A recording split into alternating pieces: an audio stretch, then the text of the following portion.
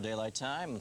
Our center of circulation right over Gulfport, Mississippi. Winds is still about 100 miles per hour. Movement pretty much crawling northwestward. Pressure 965 millibars. Still looking at hurricane warnings along the coast, Morgan City to Panama City. East of here, we do have the tropical storm warnings. Looking at our satellite picture this morning, you can see our circulation center, the eye, right here, hugging the coast, or right over the Gulfport area, and circulating around it just a tremendous amount of wind and rain. Hurricane force winds in a very small area. Been checking the observations out of Dauphin Island right here, and the winds finally have gone down below hurricane force. That's about as far east as we've seen the sustained hurricane force winds. East of here, there have been hurricane force winds in gusts as far to the east as the Destin area, where we still see very heavy rain. So there you can see it just spinning about here. Looks like kind of like a record the way it's just sitting and spinning. And there's your center of circulation. This is where we have the high winds and the very heavy rains. And east of here, we had reports of about 5 feet of water in downtown Mobile. We've had a storm surge 6 to 8 feet along the Gulf Coast of Florida from Destin points west. Let's get you in a little bit closer here with another radar view for you. And as we get you in closer, again, you can see our circulation center on the Mississippi coast. And then farther east, these squalls capable of producing tornadoes. We do have a tornado warning in effect for Covington County in Alabama. That's right here. And Doppler radar indicates a tornado moving to the north-northwest at 50 miles an hour. And the location is about 10 miles northeast of Andalusia here. So intense cells here. These are capable of producing tornadoes on short notice. So torrential rains and the potential for tornadoes. Flood watches and flood warnings, life-threatening.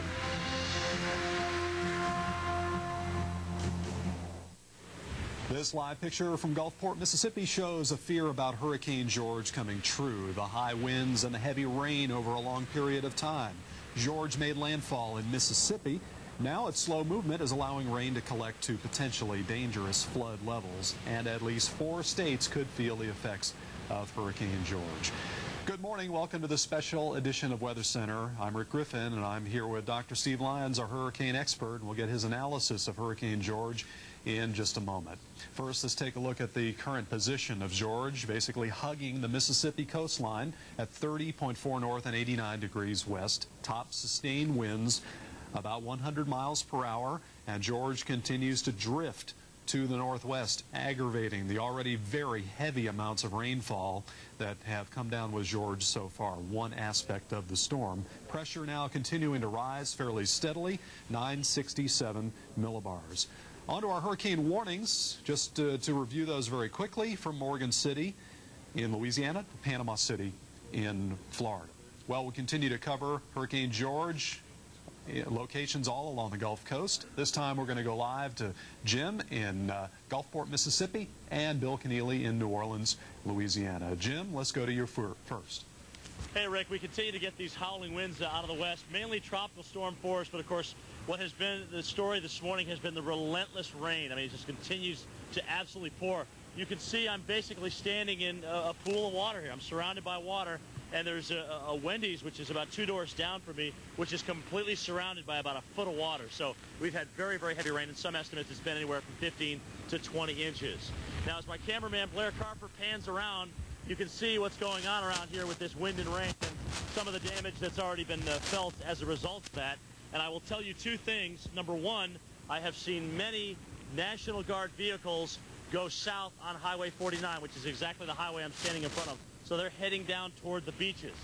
I don't know why, but certainly one would guess that there's a tremendous amount of damage down there, and they need to aid in some type of event or perhaps emergency.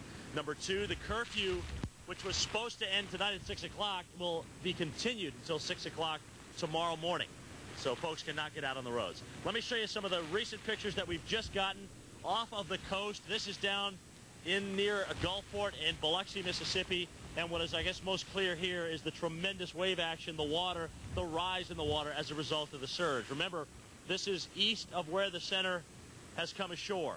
So you are going to get the rise in water, perhaps as high as 10 to 12 feet. And my cameraman, Jim Lee, who went down and shot these pictures, was telling me that he saw a tremendous change in wind direction on his way down there. So we being west of the center now, he went down to Gulfport, got some calm winds, and then went east to Biloxi, where the wind shifted out of the southeast. So the center is still swirling around between Gulfport and Biloxi. And yeah, we've seen a drop in the wind field, sure, but the rain continues to hammer away at Gulfport.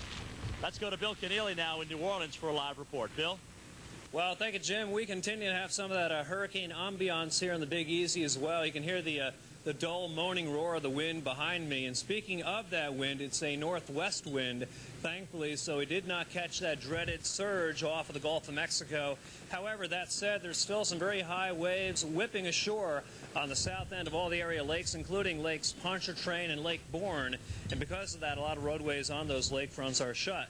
Let's take a turn now to my right and look back across the Mississippi River, the mighty river flowing the way it should today. Yesterday, the surge was actually carrying the flow upstream. Today, as we look across to the West Bank, it's moving from right to left, which is carrying it downriver.